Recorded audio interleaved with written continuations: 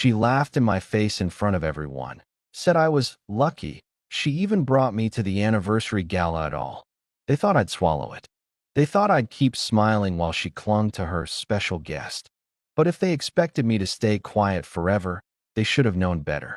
My revenge started the moment she said, "Don't embarrass me tonight, Mark."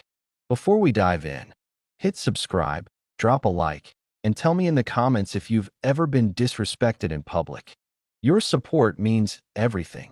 The night started like it always did when Laura had an audience. Lights, noise, and her pretending she ran the whole world. It was Friday, early evening, warm air outside, cold air inside the banquet hall.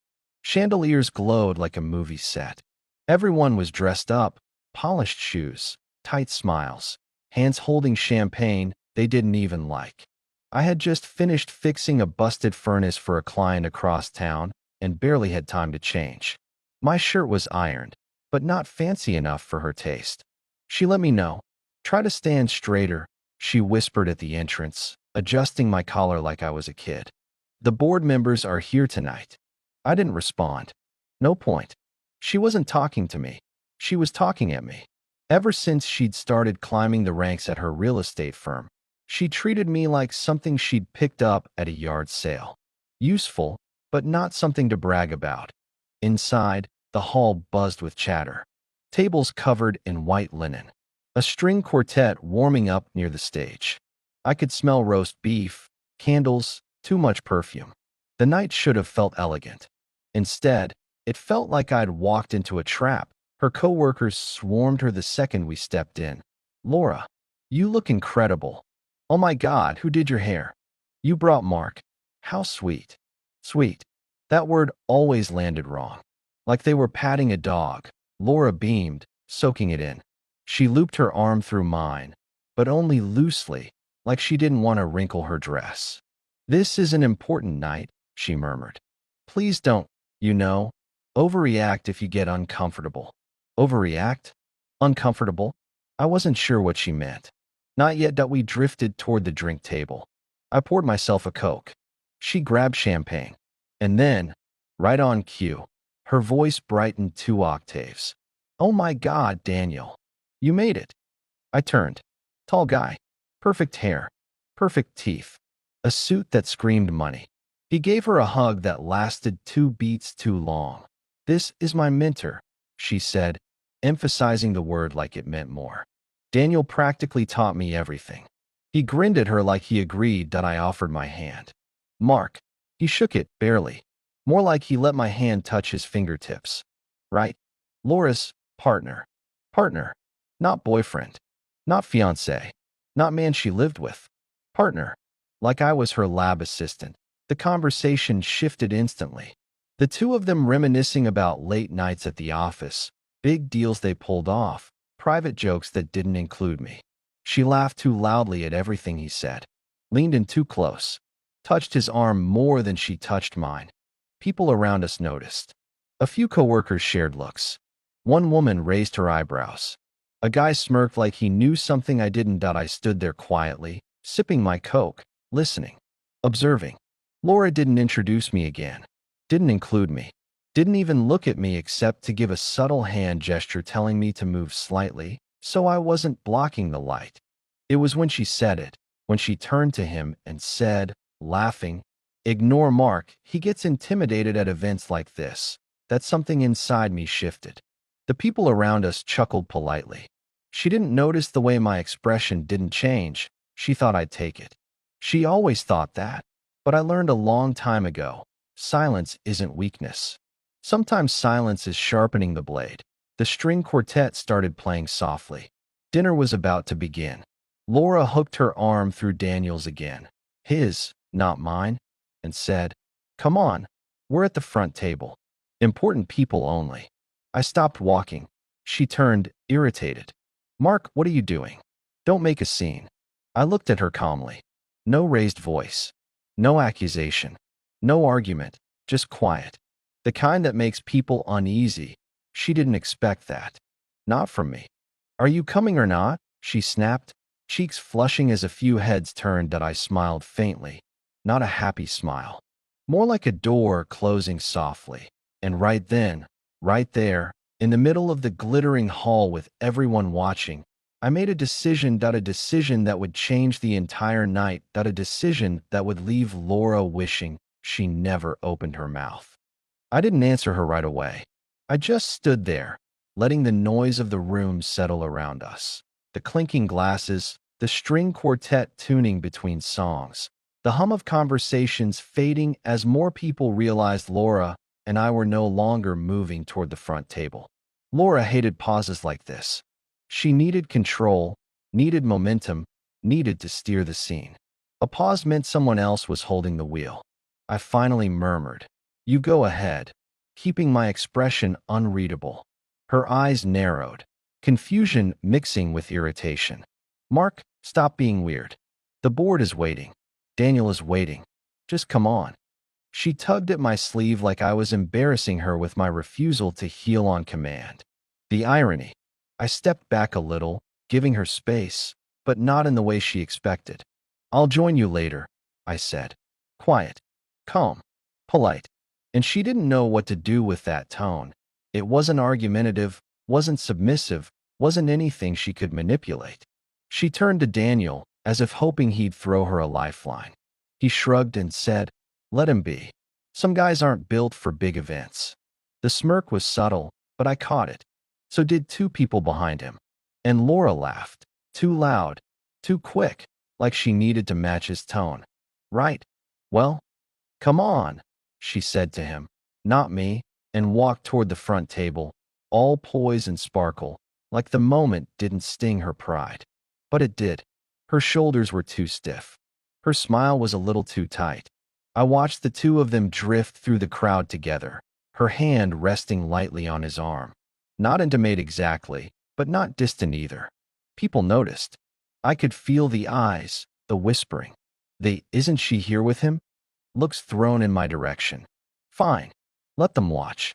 I moved to the corner of the room where the servers were refilling drinks and grabbed a bottled water, twisting the cap slowly while scanning the room. I wasn't jealous. That part surprises people when I explain it. I wasn't boiling with rage or plotting some dramatic outburst.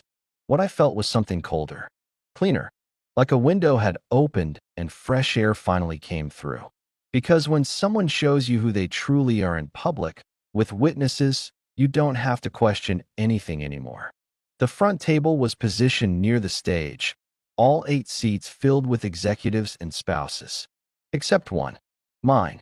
But Laura didn't leave it empty.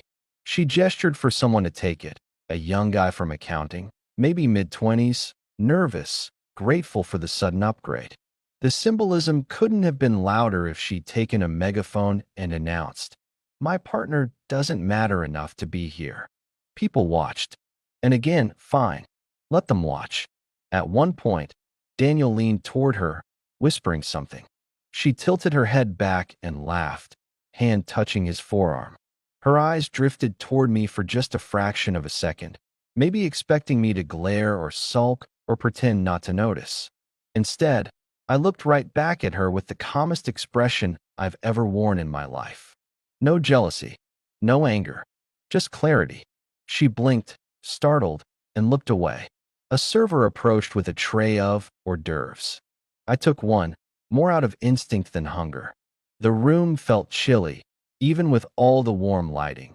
But maybe that was just the shift happening inside me, the quiet settling of something final. I overheard 2 women near the drink table whispering, "Isn't that Laura's boyfriend? Why isn't he with her? Did you see how she's acting with Daniel?" I didn't respond, didn't react, didn't even pretend to care. Instead, I pulled out my phone, not to text, not to record, not for evidence or drama, just to send a single message to someone who didn't need explanations. "Trevor, my closest friend. You got room at your place tonight?" The reply came seconds later. "Always. You all right?" I typed. "Ask me in a few hours." He responded with a thumbs-up emoji. Strange how a single, simple exchange can feel more like support than 1,000 empty reassurances from the person you live with. I slipped my phone back into my pocket and looked around the room again, not searching for her anymore, just absorbing everything. The music, the conversations, the people who noticed the tension, and the people who pretended not to. I watched Laura from across the room as she held court at the table, telling a story with sweeping gestures, exaggerating like she always did when she wanted to impress someone. She leaned in toward Daniel. He leaned in too. Their heads were too close, their laughter too matched. And the more she performed, the more obvious it became that she was doing it for me, not for him. She kept checking if I was watching. I didn't give her the reaction she wanted. I simply watched the whole scene like it wasn't even about me, because suddenly it wasn't. And as the main course was served, and the lights dimmed for the first speech of the night, I realized something with crystal clarity. The moment she dismissed me at the door, she dismissed herself from my life. Quietly, cleanly, without realizing she'd already crossed a line she couldn't uncross. I set down my drink and straightened my tie. Not for her, not for anyone in that room, but for myself, before walking toward the back of the hall with a calmness that surprised even me. The night wasn't over, not by a long shot, but whatever happened next, it wouldn't be me begging for respect ever again. I walked down the side of the hall, weaving between tables and servers, not in a rush, not trying to be dramatic, just giving myself space from the circus Laura was so desperate to star in. The first speech had begun on stage. Some executive thanking donors, cracking rehearsed jokes, gesturing toward the charity banners hung near the podium. People clapped politely. Silverware clinked. Glasses chimed. But every now and then, someone's eyes drifted toward me, maybe wondering why the man who arrived with Laura wasn't sitting beside her. Maybe silently piecing together a story she never meant to expose. I didn't care. Not anymore. I stopped near the back wall where the lighting was dimmer and the noise softened into a manageable hum. One of the event photographers snapped a picture of the crowd and lowered her camera. She gave me a curious look. "You okay?" she asked gently. I nodded. "Better than I've been in a long time." She didn't press, didn't pry, just smiled in a way that made it clear she'd seen this kind of dynamic before.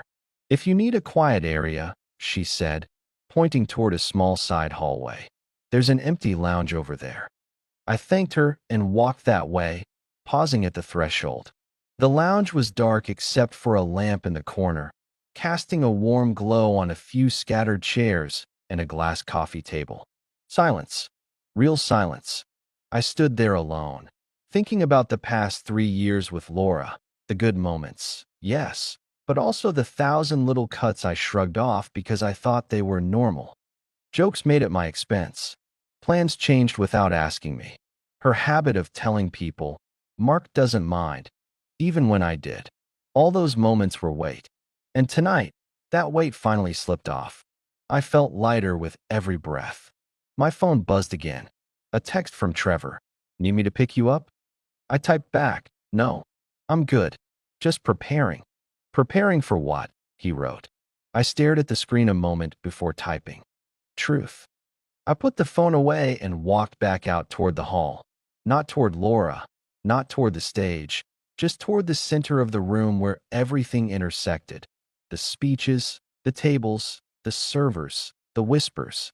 The gala was entering its second hour. The CEO was now at the podium, giving a long-winded monologue about growth and opportunity. People pretended to listen.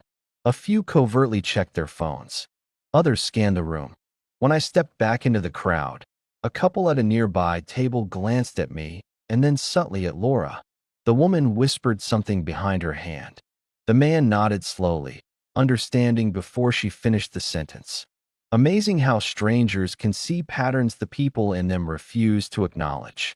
As I reached the drink table again, Daniel stood, excused himself from the front table, and began walking directly toward me. His confidence was almost theatrical, shoulders back, chin lifted slightly, stride steady like a man approaching a negotiation he expected to win. When he got close, he gave me a polite smile that didn't reach his eyes. "Mind if I have a word?" he asked, nodding toward the hallway. I shrugged. "Say it here." His smile tightened. "Look, I know events like this can feel overwhelming. Overwhelming. That word again. They were so sure I was made of glass. Laura's worked hard for this career, he continued. She's under pressure. Sometimes she forgets to balance things. He paused, clearly expecting me to react, maybe to defend myself or accuse him. When I didn't, he added, she's always spoken highly of you. But tonight she's in work mode. Work mode.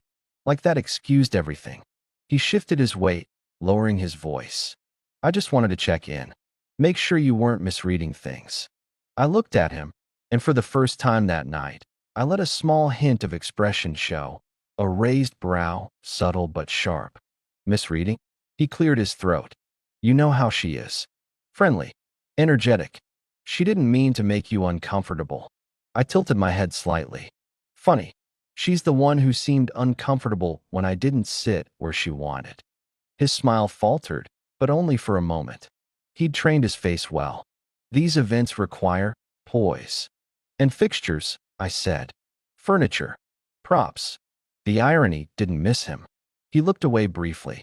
Listen, I'm not trying to cause trouble. Neither am I cut in softly. Not yet. That last word made his jaw tighten. Before he could respond, movement at the front table caught his attention. Laura was watching us, her expression strained, eyes darting between us. I didn't know what story she was constructing in her head, but she looked nervous. She had reason to be.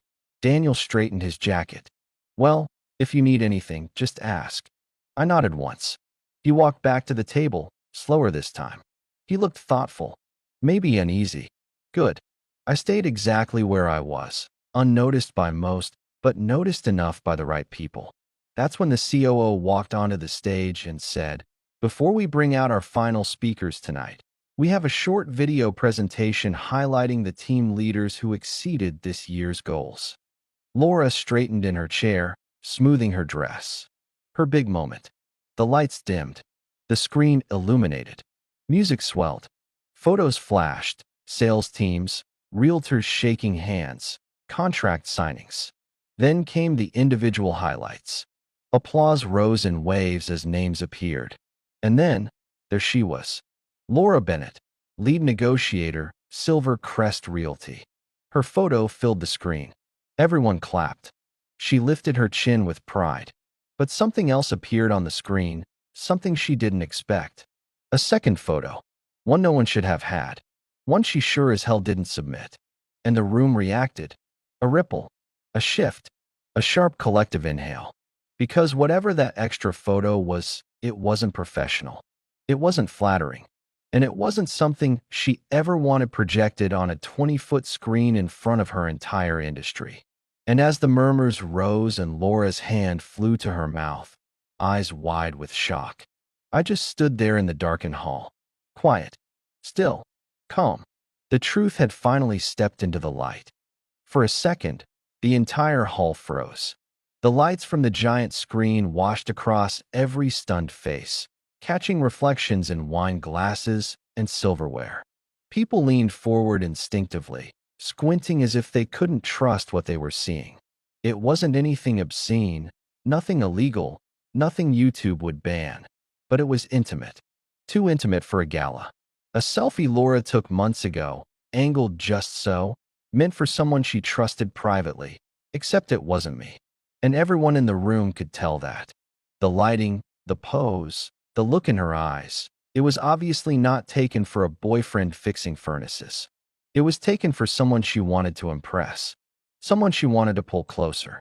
Someone she wanted to give access to parts of her life I never got. The image wasn't scandalous, but the context was. The board members stiffened. A few spouses whispered urgently.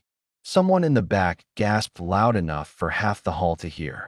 The COO, unaware at first, kept narrating over the slideshow until he finally turned and saw it. His voice cracked mid-sentence. Let's move to the next slide, please." The screen went black. The music sputtered, then stopped. The room fell into a soundless vacuum. And all eyes turned to Laura. She looked small for the first time since I'd known her. Shoulders hunched, lips trembling, hands shaking violently as she tried to hide her face while pretending everything was fine. She stuttered something to the woman beside her, an excuse, a denial, a plea, but her voice collapsed instantly. People weren't looking at her with judgment. They were looking at her with recognition. They'd seen the dynamic all night, the dismissiveness, the flirtation with Daniel, the way she paraded herself like royalty. Now the shine had cracked. I didn't take a step toward her, didn't raise my voice, didn't make a scene. I simply stood at the drink table, watching with that same quiet calm I'd carried since the beginning of the night. The COO cleared his throat, tried to salvage the moment. "Ladies and gentlemen, a minor technical error. Please give us a moment." The crowd murmured, the tide of whispers crashing in every direction. Was that meant for her mentor? Oh God, does her boyfriend know? She sent that to someone at work? Poor guy. He's standing right there. I felt none of their pity, none of their curiosity, just a clarity that settled deeper and deeper into my chest.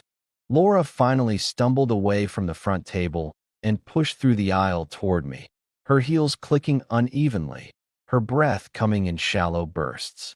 "Mark," she whispered harshly, eyes glossy with fear. "I don't know what happened. I don't know how that photo got. Someone must have hacked. This isn't what it looks like." I didn't say a word. That terrified her more than yelling ever could have. She grabbed my sleeve. "Please, please, don't look at me like that. I didn't do anything wrong tonight. I didn't, tonight." The irony nearly made me laugh. Around us, the entire hall was still buzzing, fractured into pockets of gossip. Executives avoided looking at her. Her coworkers whispered behind napkins. Daniel, pale and stone still, stared at the floor. Someone from the AV booth announced they were resetting equipment. The awkwardness in the air was thick enough to touch. She tugged at my arm again. "We need to leave," she begged. "Right now? Please, Mark, come with me. We can talk somewhere else." I gently pulled my arm back. "I'm not going anywhere with you." Those words hit her harder than the photo ever could. "Please," she whispered, voice cracking. "Everyone's judging me. They're saying things they think, I said quietly. "Exactly what you gave them a reason to think." Her eyes widened like I'd slapped her, but I hadn't raised a hand. Not once in 3 years. She searched my face for anger. There was none. That scared her most of all. She needed a reaction to cling to, something to fight, something to manipulate. But calm? Calm meant closure. Calm meant decisions she couldn't undo. "I didn't cheat on you," she insisted. "I didn't. I swear. I never. I don't care who you sent that to," I said. "I care that you treated me like a placeholder while you performed for him." Her throat bobbed. She looked around the room again, at the people pretending not to stare, at the board members whispering urgently, at the interns snickering behind their hands. Her world, the world she obsessed over, was collapsing, and she was desperate for something solid to grab. She reached for me again. I stepped back. "Mark." The single word broke completely. I took a breath, let it out slowly, and said, "I'm done." No yelling, no scene, no explanation, just truth. A clean cut. She froze, unable to move or speak. I walked past her, past the tables, past the murmuring crowd. Every step felt lighter. The photographer from earlier caught my eye as I reached the exit. She gave me a subtle nod, not approval, not pity, just understanding. Outside, the night air hit me like a blessing. I pulled out my phone, sent Trevor one message, "Ready." His reply came instantly, "On my way." I waited at the curb under the glow of a street lamp while the muffled noise of the Gala spilled through the doors behind me. Within minutes, Trevor's truck pulled up. I climbed in. He didn't ask what happened. He didn't need to. "You good?" he said softly. I nodded. "Yeah, I really am." As we drove away, the hall grew smaller in the rearview mirror until eventually, it disappeared completely. I didn't feel triumphant. I didn't feel vindicated. What I felt was something quieter, deeper, more honest than anything I'd felt in that entire relationship. Freedom. And for the first time in years, I knew exactly who I was without her. If you made it to the end, hit that subscribe button, drop a like, and leave a comment telling me what you think. Your support means the world, and I've got more stories waiting for you.